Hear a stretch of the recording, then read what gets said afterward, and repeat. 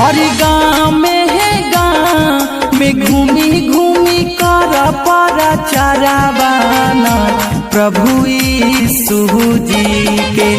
गाँव में घूमी घूमी कर चरावाना प्रभु यीशु जी के।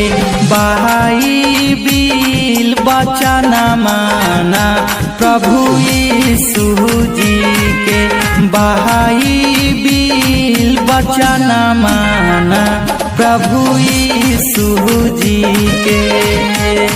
हरि गाँव में घूमी घूमी कर चरावाना प्रभु यीशु जी के। गाँव में घूमी घूमी कर चरावाना प्रभु यीशु जी के। बाइबिल वचन माना प्रभु यीशु जी के। बाइबिल वचन माना प्रभु यीशु जी के।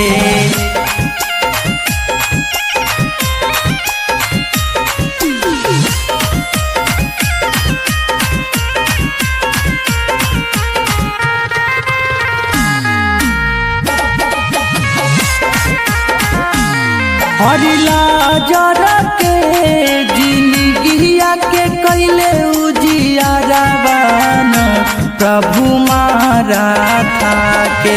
लाजर के जिंदगिया के कैले उजियारवाना प्रभु मारा था के। सुनी के वचन माना प्रभु मारा था के। सुनी के वचन माना प्रभु मारा था के।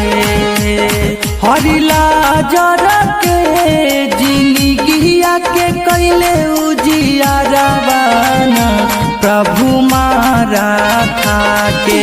लाजर के जिंदगिया के कैले उजियारवाना प्रभु मारा था के।